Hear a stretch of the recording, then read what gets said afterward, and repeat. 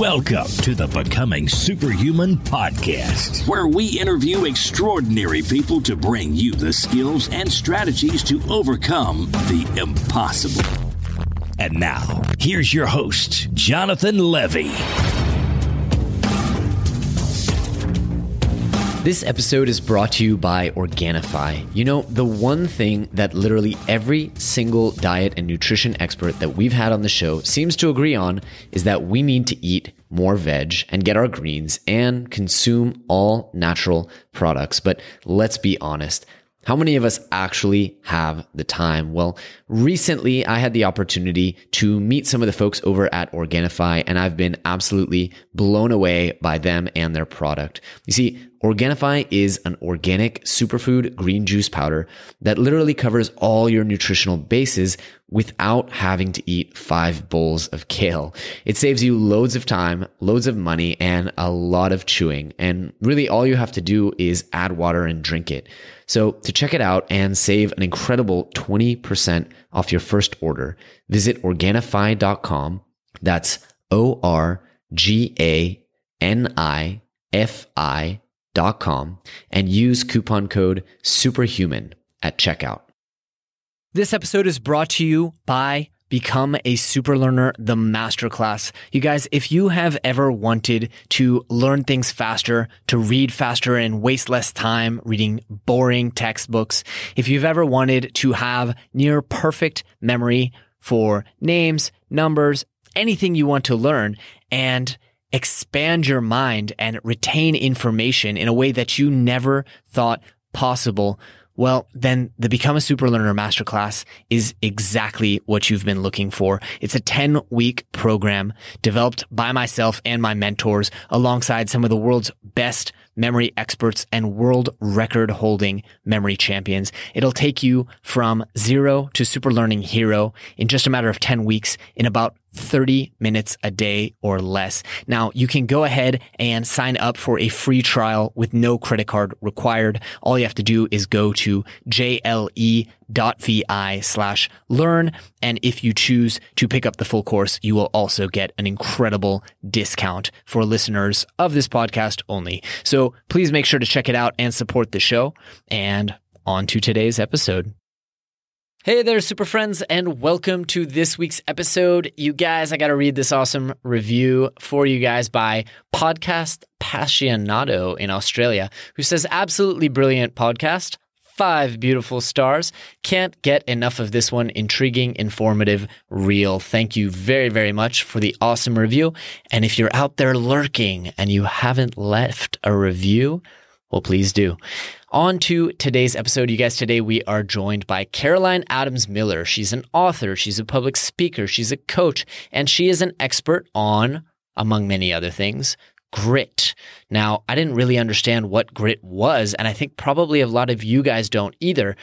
So you're going to learn about it in this episode because for almost 3 decades, Caroline has been a pioneer with her groundbreaking work in the areas of goal setting, accomplishment, grit, happiness, success, positive psychology. She's recognized as one of the world's leading experts in that field and helps people all over the world apply it to their lives. She was named in 2015 one of the top 10 positive psychology coaches to follow.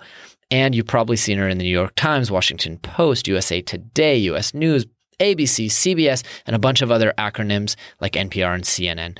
She's also, by the way, published an impressive 6 books, including Creating Your Best Life and Getting Grit, which was the topic of this interview. But I do have to say that throughout the interview, we went into a lot of different places, such as why Generation Y or the millennial generation is having so much difficulty. We went into bulimia and her story of overcoming this terrible eating disorder. We went into perseverance and how you can cultivate it, passion and how you can cultivate that. So there's a whole lot here to take away. I think you guys are really, really going to enjoy it. And so let's get right to it. Let me present to you guys Ms. Caroline Adams Miller.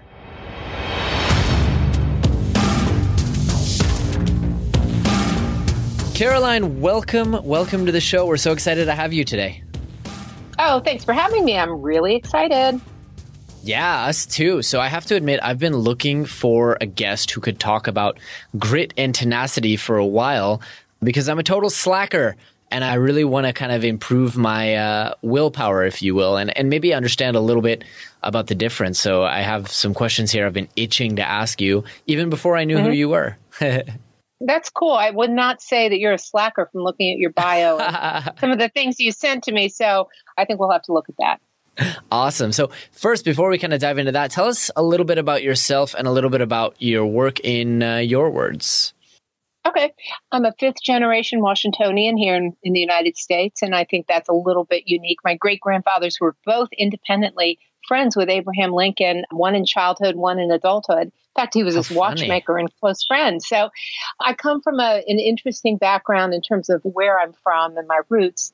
And that does kind of play into why I am so fascinated by goal setting and excellence and grit, because the work I do as a professional coach, and I work with individuals and companies all over the world around goal setting and the pursuit of excellence from an evidence-based perspective, I really am kind of fascinated by that. And now don't just work as a coach. I educate, I speak, I teach, and most recently, I think I'm on your radar screen because I have a new book out that's riding at #1 in Amazon. Oh, congrats.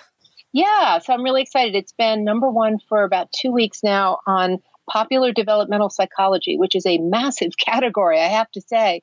But it does reflect the really, deep curiosity that people have about grit. And when my friend and mentor, Angela Duckworth, had her book come out last May, and it hit #1 in something like 30 countries the first week it was out, she clearly hit a nerve as she described her research. So what I do is I unpack research and I figure out, how do you apply the research for maximum transformation and success and flourishing? And I do it with both goal setting and now grit. So it gives me a really interesting niche, and I love what I do. I'm really, really excited. So I want to dig a little deeper because, as you said, you do have an interesting background. I tend to find with a lot of our guests that there's a really great story about why they got into specifics. So I always tell people the story, I got into memory and mnemonics because I was a really, really problem student. What happened kind of along your path that made you say, hey, I want to hunker down and understand what makes people get up and dust themselves off again? What is so fascinating about grit? Yeah, so my story is well known in some circles. I bottomed out with an eating disorder called bulimia in the early 1980s. So after 7 years of struggling alone and in a lonely way as a competitive swimmer, again at a very tough school here in DC, very prominent girls' school, and then at Harvard, I had all of the bumper sticker attributes that people might long for. I had success and talent, but I didn't have grit. And the thing that kept taking me under and causing me depression and feelings of, what's the point of being alive if I can't beat this, was my eating disorder, bulimia. And what does matter when you think about this story is that nobody did get better back in the 1970s and 80s. All we knew is that people died. And Karen Carpenter was in many ways the poster child for eating disorders. You just die. So there was a collective silence and hopelessness around this disorder. So I remember looking around at Harvard and in swimming and thinking so many women are diminishing their greatness by struggling with this body image and eating disorder stuff. And we're all doing it alone. So I didn't really have hope I would survive, but I hit my last bottom in 1984, early 1984. I'd just gotten married. And I am alive, and my interest in goal setting and grit came from this because a woman was at this 12-step meeting for compulsive eaters, and she just said very simply, my name is Betsy, and I'm recovering from bulimia one day at a time. And everything about that statement stunned me because people didn't talk openly about it. But furthermore, people weren't getting better, and certainly not talking about that. But in that moment, I became hopeful.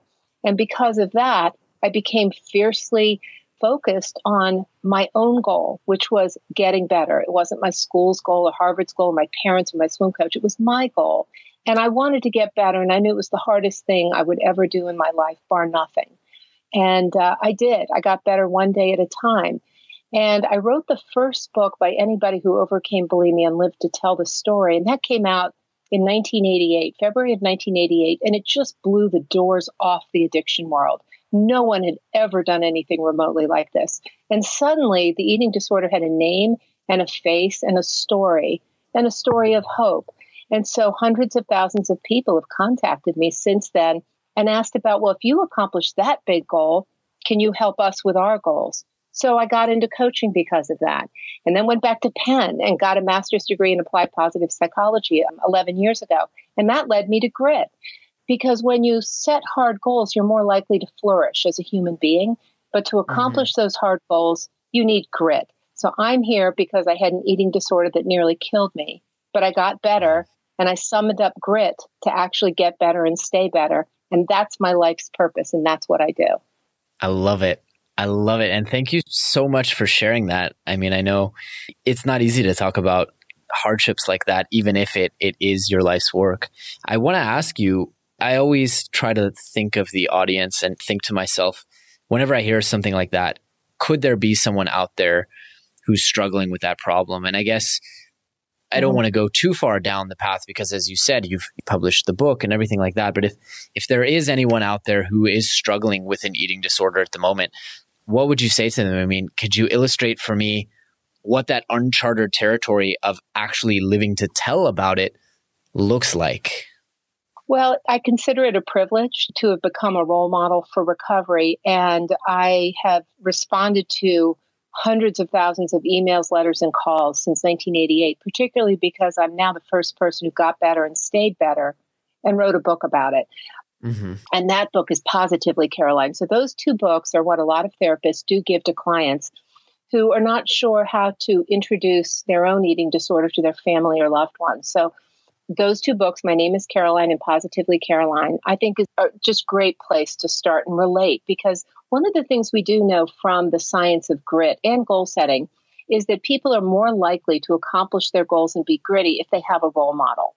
And if they have somebody who will flatten the learning curve and show them how to actually do the smaller mastery experiences that allow them to be hopeful about the longer term goals.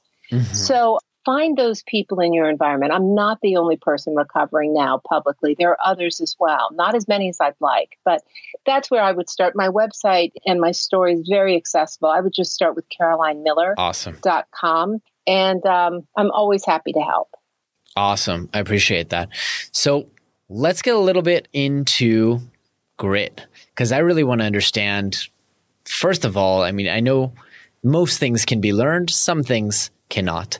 I get the impression, given that there's a New York Times bestselling book, that grit can be learned. So I want to get into how we learn it. But first, define for me what grit is. How is it different from willpower or tenacity, or is it different? And what are we talking about when we talk about grit? Well, my definition for grit is slightly different from Angela Duckworth's. It's her research, it's her grit scale that people use. And she got a MacArthur Genius Grant Award to study this. And so she's a genius, but her definition is very simple, and it's passion and perseverance in pursuit of long-term goals. And because I work with people, and this is where she's very supportive of my work, she does research. I take the research and unpack it and figure out, what can I do with this to help people become gritty?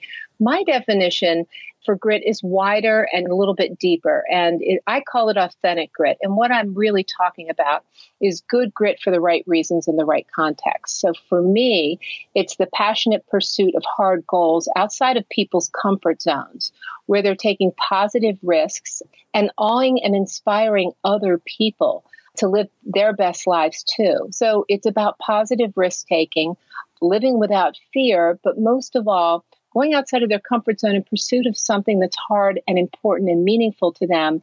And part of the outcome of them being those people is that other people are awed and inspired to ask themselves, why not me? Why not go for it? And that's directly because of my experience getting better from my eating disorder. That woman didn't have to be at that meeting in 1984. She was in recovery. But because she was there and giving back, I kept hearing the phrase, you can't keep what you don't give away. And I realized that the possession of grit, to me, brings the responsibility of turning around and being a role model. You don't have to broadcast it everywhere. You can just be a silent example of grit. And I have stories in my book about ordinary grit, which is the most, common type of grit you are likely to see. And it's people who are just going about their day, doing their job, but doing extraordinary things in ordinary circumstances without expecting a trophy at the end of the day or a performance review or a pat on the head. We just are in this culture now where everybody expects to be a winner, or they're told they're winners, and they're all about trumpeting who they are and their successes. Authentic grit has humility, which is why you have to seek out those stories and be around those people who will uplift you simply by virtue of being in their presence because of what they're doing and how they're doing it. I really like that. And it's really interesting how far I think my definition off was from that because, as I set up the question, I asked about tenacity and picking yourself up. And I think it's a testament to kind of the positive psychology aspect of your background that your entire description was positivity. It didn't go into when the going gets rough or when life knocks you down. It was from a place of passion, from a place of excitement, from a place of motivation. I think that's really, really interesting. And I think maybe a lot of us are visualizing grit as the ability to just take shit and get back up again.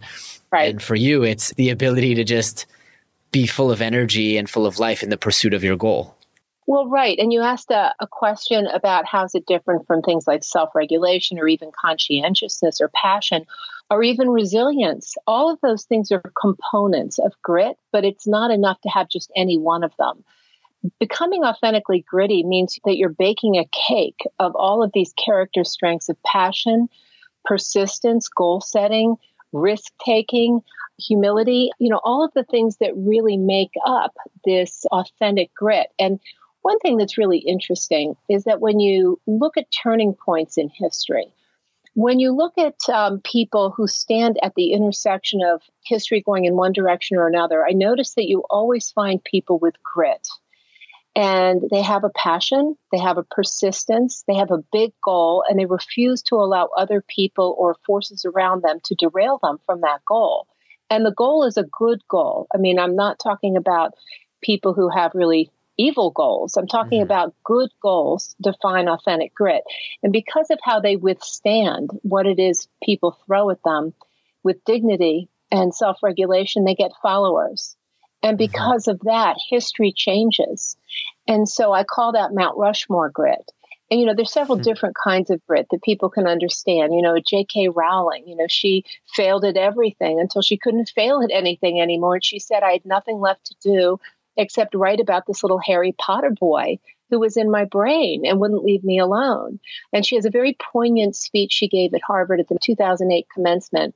And it happened to be my 25th anniversary from Harvard. So I was actually there sitting about 10 feet away from her. And it was a magnificent speech. And you knew it from the moment she started to talk. But it's about risk taking and not being afraid of failure. So what she did by not being afraid of failure any longer and going for it was she turned a whole generation of children into readers. That's celebrity grit. And then we have Mount Olympus grit. We have the people who do amazing things with their bodies and they push the boundaries of what's possible because they go so far out of their emotional and physical comfort zone that we begin to, have different imagination about what's possible. Roger Bannister breaking the 4-minute mile barrier. Suddenly everybody started to break, not everybody, but more people. And so we see that over and over and over again. But what I really like to focus on is what's the ordinary grit that you can cultivate in your own life that in the process of having those big goals that you're passionate about, not just interests, passions, harmonious passions, what can you do to actually make your life sparkle so that other people begin to ask themselves, how can I sparkle too? I really like that. And it's so true to my experience in what I've been doing, and that people pick up on that passion. And in fact, I think one of the more difficult questions that I get asked as someone who does online courses and teaches people is people say, I'm really excited about doing this course, but I don't have the motivation for it. And I originally wanted to ask you, how do we learn grit? But it sounds like the grit comes from that passion, that motivation. And I feel like you might be very qualified to answer that question of if people don't have that passion, they don't have that motivation to then inspire the grit. how do they go about doing that? Because my answer is usually just, you're probably not doing the right thing.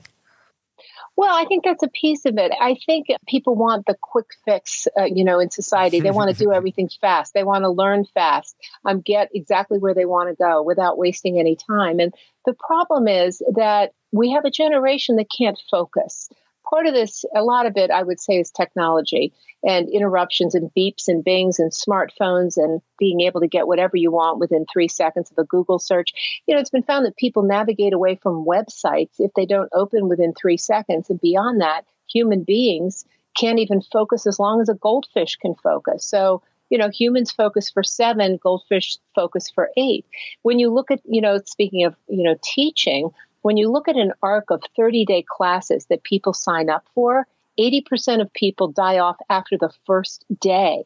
Very few get to the 30-day finish line. And some of that is because they can't sustain the ability to focus, to learn. And so one of the things I talk about in the book is about developing patience and passion. How do you develop passion? You take an interest and you dig in.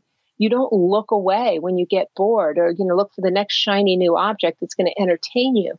You have to be able to sit with something and focus. And the book Deep Work by Cal Newport does talk about this and how one of the most important virtues you can bring to the workplace or life in the 21st century is the ability to focus. It used to be IQ, but now it's the ability to sit and really think and come up with innovation, not just creativity, innovation. And we've really lost the ability to do that. And we need more role models who role model patience and the ability to sit with something and work on it, like the 5 people who just solved the last part of Einstein's theory of relativity. It took them 40 years. How many millennials will sit with something for 40 years because they're so passionate about it? Not many. Yeah. It's interesting because I am guilty of this. I mean, at first, when I developed the skill of accelerated learning and speed reading, I read deep into topics. But then, I started I'll do piano for a few months, then I'll do Russian, then I'll do acrobatics, then I'll come back and I'll do these waves. And I'm realizing that there's really something to what you're saying about like digging your heels and not going for the quick win, but rather the deep work, as Cal Newport says. So let me ask this, because I really like to assign homework to the audience. Is there any exercise not going for the quick win, but is there any exercise that they can do at home this week to cultivate a little bit of that patience that then leads to passion? Well, patience specifically. Well, I would suggest that people not satisfy a need of theirs immediately. If there's something you want to do, wait for it. Don't get it immediately. If something is slightly out of your grasp, don't give up. Just wait a little bit longer. Work towards it. And self-regulation is a big part of this. The ability to delay gratification is a big piece of how to develop patience. I like to assign a different kind of exercise at first, just to bring awareness to this topic. And some of it is, what did you do today that was hard? So I have something called the 3 hard things worksheet. Many people have heard of the 3 blessings exercise, which helps build the muscle of gratitude. But 3 hard things brings you to the point where you're scrutinizing your day and say, well, did I do anything that was outside of my comfort zone? And I became acquainted with research in this area when I wrote my 5th book, Creating Your Best Life. And that book is the first evidence-based goal-setting book ever to hit the market, which is really still hard to believe. So in 2009, you probably had Brian Tracy or Law of Attraction or whatever, Zig Ziglar. None of those books had any research or footnotes or evidence. Mine was the first. And that's how I dug up all this interesting research on goal setting. And I found something very interesting. And that is at the end of every day, whether people know it or not, they scan their days for what they did that was hard that day, outside of their comfort zone. And if you haven't gone out of your comfort zone in pursuit of something meaningful and purposeful, you end up not feeling authentically proud of yourself. You don't build that self-esteem. We value things that we pursue that are hard, not easy wins, because mediocre goals create mediocre feelings about who we are. So I would challenge people to ask themselves, are you doing hard things, or are you protecting your ego? As Carol Dweck would say, do you have a fixed mindset where you're just protecting your ego and not doing hard things so you can continue to get praise, or people will think you're smart, kind of effortlessly smart? It's really crippled a whole generation of young adults, this self-esteem parenting movement, where everyone was declared a winner for doing nothing. So who needs to do hard things when everyone is winning without doing anything hard? I totally agree. And I think like there's so much power to that small wins. It's the reason people gamble because, you win a little bit every once in a while. And if applied incorrectly, I think it's really just a fast track to accepting mediocrity. If everybody gets some small token for participating, it's hitting on these very powerful dopamine triggers that say, well, you did do okay. Right. A smartphone is like a slot machine. Oh my God, yes. Right? So it's dreamt up by all these brilliant people who spend every waking day figuring out how do we hook people on Angry Birds? How do we hook people on coming back to Facebook or Instagram? And so it ends up not necessarily building the skill of patience, for example. One way to develop patience is to not look at your phone for, let's say, 4-hour stretches, just to see what it's like to be in the moment as opposed to being distracted. And so I think we do have too much in this society, in the world, and I just spent all of March in Australia and New Zealand, so it's really global, where people are too accustomed to taking the easy win because it's offered to them. Who's going to say no? Totally. Yeah. When you're told something like you don't even have to get out of your chair to get a pizza delivered to you, just text an emoji of a pizza to Domino's and here it comes. So, some of the advances that we trumpet as great are actually not doing anything to make us smarter, more innovative, more patient, more deep thinking. And so as a result, we've really lost the ability to think critically. And that's a piece of why this fake news thing is so prominent, is people don't even know how to hear things they disagree with and be able to sit with those ideas and cogitate and come up with their own ideas about what it all means. Everything is quick and superficial. And when we have that, we have a superficial society with superficial results. It's amazing that you say that. I actually just came back. By the time this recording comes out, it'll have been a while, but I just came back from a week in the desert at a regional Burning Man festival where nobody is on their phone. Is this an experience we share? Oh, it's on my bucket list. Oh, amazing. So there's an episode coming out before this episode that hopefully everyone will have already heard where I kind of digest the experience a little bit. But one thing that I didn't really talk about is exactly this, is very few people are on their phones. Photography is very much discouraged, if not forbidden. And one of the values is immediacy. And people talk about all this magic that happens and all the serendipity and all these deep conversations. And you can't help but feel like a lot of it is that there's no technology, there's no outside world, and everyone's just in the state of nature, as you say, like hyper present in the moment, patiently having conversations because they don't know what time it is. No one has a watch, and you're just in the experiences in a way that, maybe people 100 years ago experienced every day like that, in this state of presence all the time. Well, depression rates have only gotten higher and higher and higher. Mm-hmm. And the college system here in the United States is just overrun with anxiety and depression. I just was reading in the New York Times that the highest level ever of kids saying that they've either self-harmed or thought about suicide, it's never been higher. And some of this is our inability to connect face-to-face, eyeball to eyeball with our peers. And one of the findings in positive psychology is your well-being as you age is directly tied to the quality of your relationships with other people. And that's not about having Facebook friends or likes. Those aren't real friendships. Those are just interests. They're not passions. You should have passionate friendships, not passing interest friendships. And you do have to invest. Yeah, you have to invest your time and energy in connecting with people.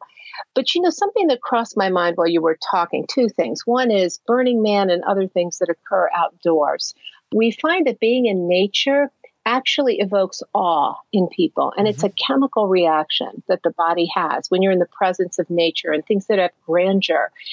And we're finding that the generation of young adults now, which we just call the millennials, I'm not maligning millennials, I'm maligning the culture that's created this to be okay, are awe deprived. They don't have access to music and the arts and nature the way previous generations naturally had. And so something like Burning Man or being outdoors would evoke a chemical reaction that makes you more pro-social, more likely to connect with other people.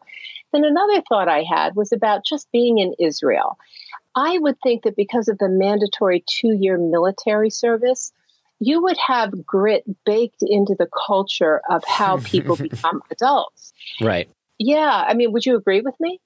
I mean, I didn't serve because I was too old. They sent me packing when I moved here. But I would certainly agree on many, many levels, you know, from the simple things like just being able to function on less sleep all the way to having kind of the grit to advocate for yourself and your needs. People ask me what Israeli women are like. And I always say, you know, a large percentage of the intelligent kind of women that you would meet in Israel were commanders and were at 20 years old shouting commands at a bunch of men. And I think that there's a lot there as well in terms of like ownership, self-actualization. But it's definitely a culture where people understand delayed gratification. So there's this whole startup ecosystem here that is intimately intertwined with this idea of the next 2 years of my life, I'm going to suffer a little bit, but... Yep. And for something, a cause, right? That's greater than myself. Exactly. So there's a shared passion. It's for our homeland. Yeah. I mean, everything about the culture, it reminds me of when I was interviewing people for my book, Getting Grit, and I was going into the workplace and interviewing people about, you know, how do you hire for grit? Because that's one of the biggest challenges in the workplace now is for a generation that's grown up with, you know, dumbed down playgrounds where nobody takes risks or gets hurt, or math made easy, or grade inflation, or, you know, going to college and having safe spaces and microaggressions and kind of sanitized reading lists. A lot of them don't even know how to, you know, hear hard, do hard, be around hard. So they get into the workplace and they've never had any resemblance of a performance review. And so they fall apart when they're told they've met expectations, right? And they want to go to their yoga class as opposed to staying late because they're used to indulging themselves. So the workplace is full of people who are trying to figure out, how do we hire for grit? And one of the things I heard a lot was we look for athletes who've done hard sports where there was no inherent glory, or cheerleaders. We look for kids who grow up on farms because the livestock don't care if they're cold and hungry and tired. We look for Mormons who've had doors slammed in their faces for 2 years. And so I'm thinking in Israel, anybody who's survived 2-year military service would be welcome in most workplaces in the United States because of what they've already proven about who they are. Right.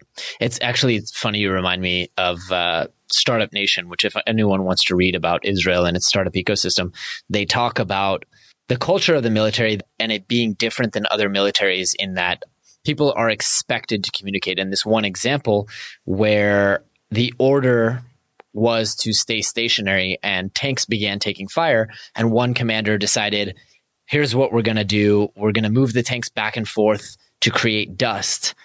And till this day, that's a technique that's used and it saved thousands of people's lives. But if he had been just taking orders, I mean, people would have sat there like sitting ducks. I'll never forget my first week in an internship in an Israeli VC firm.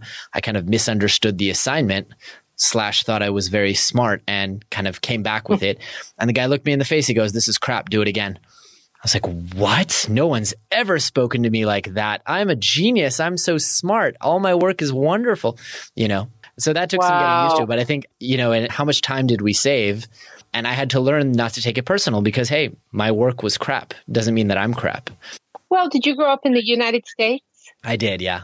Yes. Okay. And so I think you know what I'm talking about in terms of people not getting that kind of feedback. And that's the malign self-esteem parenting movement, where it was preached to us parents that our children would turn out better if we made them happy by never having, you know, doubt or problems or criticism leveled at them. And as a result, nobody really learned resilience. And there's all these, you know, markers of what's actually happened, including the fact that male marathoners are 42 minutes slower on average than previous generations because everybody got the same trophy, whether they ran for 4 minutes or 4 hours. But not getting feedback that would allow them to learn from, you know, a coach or a boss or a mentor who has your best interests at heart, but needs you to know what you don't know and be diligent about becoming excellent or superhuman, as you would say. If you don't have the ability to solicit that feedback or act on it, how do you become great? You can't. Yeah, absolutely. Caroline, I feel like I would be remiss if I didn't take the opportunity to ask you a little bit about the neuroscience, because you did mention actual chemical changes in the body. Talk to me a little bit about that. I know you're more on the interpretation of research side, but I'm just dying to hear how this works. I mean, do we actually see changes in brain structure? Do we see changes in brain chemistry when people begin to practice this? Well, there's a lot to your question, and I'm not a neuroscientist, so let me make it as simple as I can for listeners. And that is one of the most exciting aspects of the growth of positive psychology, which is my field, is the neuroplasticity of the brain. And we're finding that people can and do change with things like meditation interventions, which has been found to improve people's well-being, and you don't get hijacked by anxiety or fear as easily. It's been found that as little as 7 weeks of small doses of meditation changes the brain structure. And self-regulation and meditation and mindfulness is a component of becoming gritty because of the patience and the ability to delay gratification. Also, I have a chapter in Getting Grit about becoming happier, because one of the findings that came out into the public for the first time in my book, Creating Your Best Life, is that all success in life is preceded by being happy first, not vice versa. Yes. Right? So for that reason, you really can't talk about goal setting or success until you first address the issue of well-being. And half of our happiness is hardwired at birth, our ability to flourish. But the other half is very deliberate in terms of what we choose to think about and what we choose to do. And the same is true of grit. About half of our ability to be gritty is hardwired, and the other half are things that you actually learn to do differently. And so the brain does change based upon interventions and behaviors and habits that you introduce that then save your energy so that things become more automatic. And I should probably just stop right there, because there's so much to that field that I'm not able to discuss with any kind of complete scientific veracity. But I'll just say it's fascinating. And I have many, many colleagues who are studying how the brain changes with awe. And, being awed and having oxytocin released into your body, or dopamine hits from doing interval training and exercise, and so on and so forth. So there's a lot there. I love it. I love it. And I definitely think I need to read the book, because I've taught myself to be more positive just through meditation and cognitive framing. And so if I could teach myself, because I'm the kind of person, like I'll work hard, but at the moment where, I'm a millennial at the end of the day, right? So at the moment where the workout gets so hard that I'm gasping for air and I start getting dizzy and my muscles hurt, and that's when I start asking myself, do I really need to be the fastest one in the class? Do I really need to finish it? Maybe I should just take and that's something I'd like to change about myself. Any thoughts on that? Yeah, a lot of thoughts on that. One thing is, when you interview people who have this kind of authentic grit and they have good goals for the right reasons, they're not exhibiting stupid grit. And stupid grit is when you're hanging in there and just becoming a finisher at all costs and maybe hurting yourself or others in the process. So I call it stupid grit, or in the book we call it stubborn grit. And that's, the person who has no humility and doesn't take in the advice of other people, doesn't listen when someone says, hey, the thing that you just invented, guess what? The market has passed. And they go, no, I'm going to make this invention work. That's stupid grit. Staying on a treadmill or working to the point that you pass out, that could be stupid grit. But what I want to say is that, and everyone's individual in terms of what's the line here, one thing you find with people who get to the finish line of their goals is that they have a resilient mindset. And I found that they do something that I call change the channel. And so when the going gets tough, and it doesn't have to be physical, but for many people it is, so I've interviewed a lot of athletes, I find that they default to a pre-selected setting where they hear a song in their heads, they see somebody who's motivational, they have a spiritual quote that they recite to themselves, some phrase that they've worked on ahead of time, like, you can do this. Or one triathlete told me that he says the bill at mile 1 of the bike is not allowed to quit, but the bill at 6 miles will give him the power to decide if you quit on this triathlon. And so people play all kinds of, there's so many. My niece is a rower, and she told me, after I explained the mindset thing to her and changing the channel, she said she was doing an erg test for the crew team, and she just wanted to die right away. It's very, very hard, these erg tests. And so she decided to tell herself that future Kiki, her name's Kiki, future Kiki can get off the erg, but present Kiki is not allowed to. And something in how she did that allowed her to kind of stay on it and do a best time, a PR. So I find that if you don't think ahead to what's your default setting when the going gets hard, what are you going to say to yourself? Who are you going to summon up? into your mind, then you're going to quit, because quitting is easy. But preparation and knowing what you're going to think about and what you're going to do so that it becomes an automatic habit is what allows gritty people to do that hard work. And something that came from Angela's research that I find is very interesting is that people who have grit, they hate doing hard work. They hate it as much as we do. But the thing is, they find a way to do it. And that's when I started to look at changing the channel and mindset. They find a way to talk themselves into it. And we've even seen that as young as the age of 12 or 11, the National Spelling Bee here in the United States, it just concluded last week. As young as 11 and 12, we see people's ability to hang in there and do hard work alone. You know, these aren't kids who are having other people quiz them on words. They sit for hours with dictionaries by themselves, and they force themselves to do it. And that discipline, that habit, is one that if you hone it early in life, stays with you forever and can be a game changer in life. Incredible.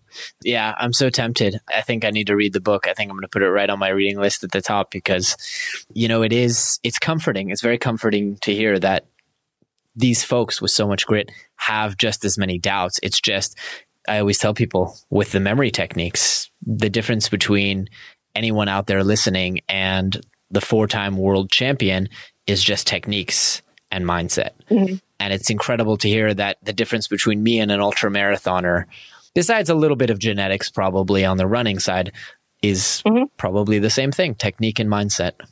Well, talent isn't enough. I had talent when I was growing up, and I had, you know, the bumper sticker virtues, but I didn't have grit, and I had to learn it. And that goes right to the heart of why did I write this book? Because I didn't want to write a book about a character strength or quality that you cannot aspire to attain, because that would be pointless. And that would make people feel hopeless. Like, oh, you know, that Olympic champion, you know, that I know, like I live around the corner from Katie Ledecky, who's considered the most dominant athlete on the planet, male or female, because of what she's done in the pool. She has what I call Mount Olympus grit. You know, I've watched her work for years since she was a little girl at all the things I talk about in the book, the patience, the persistence, the mindset. And so I wanted to write a book, and I have written a book now. It's been called one of the 10 books that'll change your life this year, where people can unpack grit and work on different character strengths and bake what I call this grit cake, because I believe it's one of the biggest challenges facing our planet right now. Is we are in turmoil from, you know, the economics to the politics. We got terrorism on CNN all the time. We have to be resilient. We have to be able to face the challenges that are coming at us without shrinking or running away or going into a safe space. So we've got to learn grit. It's essential. It is one of the most important things we can teach ourselves or anyone around us, including as parents. Our children must be imbued with this quality. Incredible. Caroline, that's a fantastic note to start winding up on. First, I want to ask you, though, where can people learn more about you and get in touch? Obviously, we will link to the book in the podcast notes, but where else should we send folks? I would say my website, carolinemiller.com, is the best place, because from there you can get to any of my books, any of my speeches, you know, free worksheets. So we can just start right there. And then You can see my Twitter and Instagram handles there as well. Brilliant. Brilliant. And I'll ask you our closing question, which is, if people are able to remember and really understand, take away one big message from this episode, what would you hope for that one to be? I would say do hard things and ask yourself why not instead of why. That to me is what it all boils down to. And then if you figure that out, give it away to somebody else. Fantastic words of wisdom. Caroline, thank you so much for making the time with us today. I really enjoyed the conversation. Even though it's the last thing I'm doing at work this week, it was not at all a hard thing for me to sit here and chat with you for the last hour. So I really appreciate it. Thank you. And thanks for having me. A pleasure. You take care. All right, super friends, that's it for this week's episode. We hope you really, really enjoyed it and learned a ton of applicable stuff that can help you go out there and overcome the impossible. If so, please do us a favor and leave us a review on iTunes or Stitcher or however you found this podcast. In addition to that, we are always looking for great guest posts on the blog or awesome guests right here on the podcast. So if you know somebody, or you are somebody, or you have thought of somebody who would be a great fit for the show or for our blog, please reach out to us either on Twitter or by email. Our email is info@becomingasuperhuman.com. calm. Thanks so much. Thanks for tuning in to the Becoming Superhuman podcast. For more great skills and strategies, or for links to any of the resources mentioned in this episode, visit www.becomingasuperhuman.com/podcast. We'll see you next time.